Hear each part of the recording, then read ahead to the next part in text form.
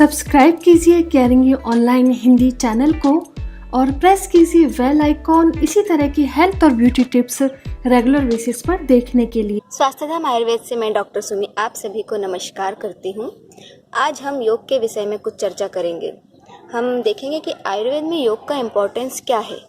उसके लिए हम सबसे पहले आयुर्वेद के प्रयोजन की बात करेंगे। आयुर्वेद का प्रयोजन है स्वस्थस्य स्वास्थ्य रक्षणम आतुरस्य विकार प्रशमनम च, अर्थात आयुर्वेद का प्रथम उद्देश्य है स्वस्थ व्यक्ति के स्वास्थ्य की रक्षा करना और जो व्यक्ति बीमार हो गया है उसकी बीमारी को दूर करना, यह उसका द्वितीय उद्देश्य है। आज हम यहाँ पर जो बात करेंगे वो प्रथम उद्देश्य की बात करेंगे, क्योंकि prevention is better than cure. आज हम देख रहे हैं कि पूरा विश्व कोरोना बीमारी से प्रिवेंट होने में लगा हुआ है। वह हर संभव कोशिश कर रहा है कि यह बीमारी उसके घर ना आए। उसके लिए वो सभी गाइडलाइंस जो आयुष मंत्रालय ने बताया है या जहाँ से भी जो भी उसको जानकारी मिल रही है उसके लिए वह हर संभव कोशिश कर रहा है। आज हर घर में काढ़े बन रहे हैं, हर घर में लोग व्यायाम कर रहे हैं। किस तरह से इस बीमारी से बचा जा सके, किस तरह से रोग प्रतिरोधक क्षमता को बढ़ाया जा सके, उसके लिए सभी व्यक्ति कोशिश कर रहे हैं।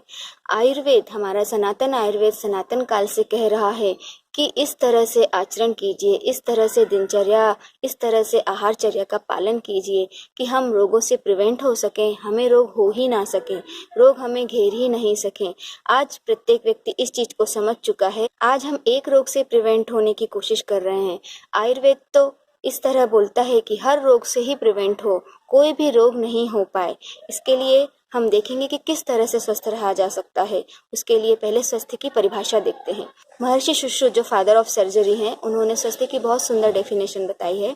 सम दोष समाग्निश्च सम धातु मल क्रिया प्रसन्न आत्मेंद्रिय मना स्वस्थ इत्यभिधीयते, अर्थात शरीर के दोष, वात पित्त कफ, धातु, अग्नि, मल जो एक्सक्रीटरी प्रोडक्ट है, ये सभी सम्यक रूप से अपना कार्य करते हों और जिनकी आत्मा, इंद्रिय और मन तीनों प्रसन्न हों, तभी व्यक्ति स्वस्थ कहलाता है। हम शुरुआत की दोष, धातु, अग्नि और मल में तो फिजिकली फिटनेस देख रहे हैं, लेकिन हम आत्मा, इंद्रिय और मन की प्रसन्नता में मेंटली और स्पिरिचुअली फिटनेस देखते हैं। अर्थात सुश्रुत की ये परिभाषा तीनों फिटनेस की बताती है जो स्वस्थ रहने के लिए उपयोगी है। इसमें आत्मा, इंद्रिय और मन को किस तरह से स्वस्थ रखा जाए, उसके लिए योग बहुत महत्वपूर्ण भूमिका निभाता है। हम यहाँ पर देखेंगे इंद्रियां क्या हैं, क्योंकि योग में कहा गया है योगश्च चित्त वृत्ति निरोध, अर्थात चित्त की जो वृत्तियां हैं उन पर किस तरह से निरोध किया जाए, इंद्रियों को अपने विषयों से किस तरह से संयमित रखा जाए, यही योग है। इसके लिए पहले हमें इंद्रियों को देखना पड़ेगा। इंद्रियां 11 बताई हैं, जिसमें 5 ज्ञानेंद्रियां, 5 कर्मेंद्रियां और 1 उभयेंद्रिय मन है। ज्ञानेंद्रियों में चक्षु, घ्राण, कर्ण, रसना और स्पर्शन। कर्मेंद्रियों में हस्त, पाद, गुद, लिंग, वाक इंद्रिय और 1 उभयेंद्रिय मन है। मन एक है लेकिन सबके विचार अलग अलग हैं। जब इन विचारों का आपस में टकराव होता है तो वही क्लेश का कारण बनता है। हमें योग सिखाता है किस तरह से मन को कंट्रोल रखना है। उसके लिए मन क्या है, मन का कार्य क्या है, मन किस तरह से कंट्रोलिंग पावर का काम करता है। मन का कार्य है इंद्रियाभिग्रह, कर्म निग्रह, उहो विचारश्च ततः परम बुद्धि प्रवर्तते, अर्थात इंद्रियों का अभिग्रह करना, इंद्रियों को अपने विषयों से किस तरह से संयम रखना है वह मन बताता है। स्वयं का निग्रह करना, स्वयं पर कंट्रोल करना, किसी भी चीज को तोलना, उसका मंथन करना, विचार करना वह सही है कि नहीं है। फिर एक बुद्धि का प्रवर्तन होता है जो मन हमारा ज्ञानेंद्रिय और कर्मेंद्रियों को विषयों में प्रवृत्त कराता है। अर्थात यह मन पर संयम रखना बहुत आवश्यक है, तभी इंद्रियों पर संयम हो सकता है। यह चीज हमको योग के द्वारा सीखना होता है। योग में जो अष्टांग योग बताए हैं, यम, नियम, आसन, प्राणायाम, प्रत्याहार, धारणा, ध्यान, समाधि, इन चीजों में वो महत्वपूर्ण भूमिका निभाता है। अगर हम इन अष्टांग योग के एक एक चरण को देखेंगे तो बहुत लंबी चर्चा हो जाएगी। यम नियम में जो 5 प्रकार बताए हैं वह व्यक्ति के आचरण को किस तरह से रहना चाहिए, व्यक्ति का नजरिया, जो दुनिया को देखने का नजरिया है और जो स्वयं को किस तरह से रखना है, वो किस तरह से रहना चाहिए, वही सिखाता है। इसके बाद जो आसन और प्राणायाम है वह हमारा मन पे कंट्रोल करना सिखाता है, इंद्रियों को संयमित रखना सिखाता है। आगे के जो आसन हैं धीरे धीरे उनमें एकाग्रता बढ़ती है। प्रत्याहार, धारणा, ध्यान, समाधि जो उच्चता की ओर लेकर जाते हुए अग्रसर होते हैं। हम यहाँ पर एक एग्जाम्पल से समझते हैं। जैसे हमारे सामने एक अहितकर आहार है, जैसे नूडल्स, पिज्जा, बर्गर, जिसको आप्तोपदेश बोलता है या आयुर्वेद कहता है कि यह खाना या यह अहितकर आहार हमको नहीं खाना चाहिए, इससे हमें बीमारी होती है। अब अगर मन का आपके ऊपर कंट्रोल है, मन का इंद्रियों पर कंट्रोल है, तो वह चीज़ हम उस चीज़ को सुन सकते हैं। लेकिन यदि हम पहले उस चीज़ का स्वाद ले चुके हैं तो हमारी जो रसना इंद्रिय हैं, हमारी ज्ञानेंद्रिय अनकंट्रोल होती हैं, उस पर मन अनकंट्रोल होता है और मन उस पर संयम नहीं कर पाता और हम वो अहितकर चीज़ ग्रहण कर लेते हैं। हमको योग बताता है कि हमें क्या देखना है, क्या नहीं देखना है, क्या सुनना है, क्या नहीं सुनना है, क्या बोलना है, क्या नहीं बोलना है। इसके अलावा हमको किस तरह से रहना है, किस व्यक्ति के संपर्क में रहना है, कौन सा व्यक्ति हमारे लिए सही है, एक किस तरह से हमें आचरण करना है, यह हम योग के माध्यम से ही सीखते हैं। हम बात को बहुत ज़्यादा ना खींचते हुए जो मुख्यतः स्वस्थ रहने के लिए जो फिजिकल फिटनेस है, हम उसको देखते हैं कि क्योंकि आचार्य चरक ने अपनी परिभाषा में बताया है, सम मांस प्रमाणस्तु सम संहननो नरः दृढ़ेन्द्रिय विकाराणाम न बलेना भी भूयते। अर्थात आपके शरीर के जो मांस धातु है, आपका जो फिजिकल बिल्ट है, आपका जो प्रमाण है, आपका जो संहनन है, वह सम्यक अवस्था में हो, आपकी इंद्रियां दृढ़ हो और आपका बल इतना अधिक हो, अर्थात आपकी रोग प्रतिरोधक क्षमता इतनी अधिक हो कि आप विकारों से दूर रह सकें, आपको विकार छू ही नहीं पाए।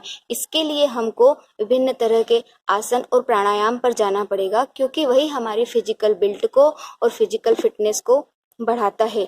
हम इसके लिए सबसे पहले देखते हैं कि हमको उस ब्रह्म मुहूर्त में जागरण करके अपने दैनिक कार्यों से निवृत्त होकर जो भी आसन और प्राणायाम बताए हैं उनको लगाना चाहिए। हम यहाँ पर 4 स्टेज में इसको बांटते हैं। इसमें फर्स्ट स्टेज में सबसे पहले आप 5 मिनट का अंतर ध्यान करके, आत्मा का ध्यान करके, पद्मासन में बैठकर 5 मिनट ध्यान करके आगे की शुरुआत करते हैं। उसमें सबसे पहले सूर्य नमस्कार से शुरुआत करते हुए वार्म अप, अपने शरीर को वार्म अप करते हैं, जिसके लिए नेक एक्सरसाइज है, बैक एक्सरसाइज है, पैरों का जंपिंग है। इस तरह से आप अपने शरीर को वार्म अप कीजिए, फिर आगे के चरण में बढ़िए। उसके बाद आप वृक्षासन है, ताड़ासन है, ये आसन लगाइए और अपने बॉडी को स्ट्रेच टोन अप करके सेकंड चरण में बढ़ते हैं। सेकंड चरण में बहुत सारे आसनों का बताया है, जिसमें कुछ आसन पेट के बल लेटकर हैं, कुछ पीठ के बल लेटकर हैं, सीधा लेटकर सुपाइन पोजीशन में, कुछ आसन बैठकर लगाए जाने वाले हैं और कुछ आसन खड़े होकर लगाए जाने वाले हैं। ये आसन पहले चरण के 3-4 दिन के बाद से शुरू करना चाहिए, क्योंकि यह आसनों का निरंतर अभ्यास ही इन आसनों को सुलभ बनाता है। जिसमें हम सबसे पहले पीठ के बल लेट करने वाले आसन देखेंगे, जिसमें सबसे पहले आपको अपने बॉडी को शिथिल करने के लिए शवासन लगा लीजिए। उसके पश्चात आप मरकट आसन, पाद उत्थासन, अर्ध हलासन, सर्वांगासन, हलासन, चक्रासन, सुप्त वज्रासन, मत्स्यासन और इन आसनों को लगाने के बाद फिर से बॉडी को शिथिल करने के लिए शवासन का प्रयोग कीजिए। यह सभी आसन 20-20 सेकंड से शुरू कीजिए और 20-20 सेकंड से शुरुआत करके शुरुआत में एक बार ही लगाना उसके लिए सफिशिएंट होता है। आप धीरे धीरे आप एकाग्र होकर इस आसनों को 30 सेकंड, 40 सेकंड, 50 सेकंड तक लेकर जा सकते हैं। इन आसनों को लगाने के बाद हम उल्टा लेटकर करने वाले आसन करेंगे, जिसमें पेट के बल लेटना होता है। उसमें जो आसन आते हैं उसमें मकरासन, भुजंगासन, धनुरासन, पर्वतासन, शलभासन, इन आसनों को लगाकर फिर हम बैठकर लगाने वाले आसन करते हैं। बैठकर लगाने वाले आसनों में उष्ट्रासन, पश्चिमोत्तासन, मंडूकासन, गोमुखासन, इन आसनों को भी 20-20, 30-30 सेकंड के लिए लगाना चाहिए। उसके पश्चात खड़े होने वाले आसन हैं, जिसमें गरुणासन, त्रिकोणासन, वृक्षासन, कटी चक्रासन, ताड़ासन, अर्धचंद्रासन, इस प्रकार के आसनों की प्रैक्टिस कीजिए।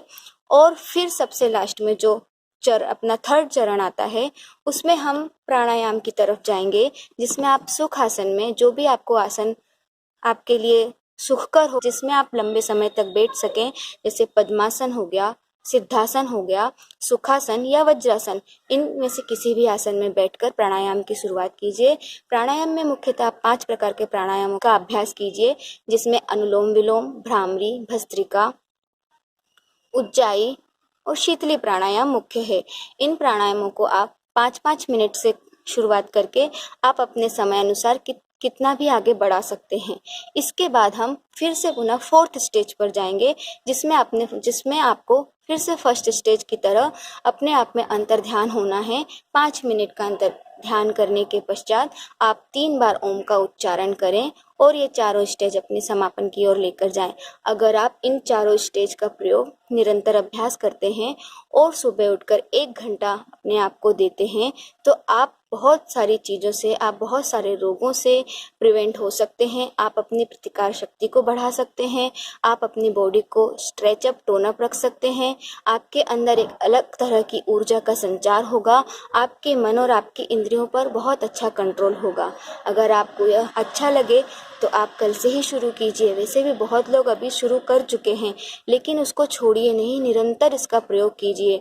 तभी आप रोगों से भी बच सकते हैं, आने वाले रोगों से भी बच सकते हैं। और जो आपको रोग हो गए हैं, कुछ ये जो मैंने आसन बताए हैं, इनमें से कुछ आसन किसी किसी पर्टिकुलर डिसीज में नहीं करना चाहिए, और कुछ आसन किस रोग के लिए अच्छे हैं और किस रोग में क्या क्या आसन करना चाहिए, वह हम जब नेक्स्ट बात करेंगे तब हम उसमें चर्चा करेंगे।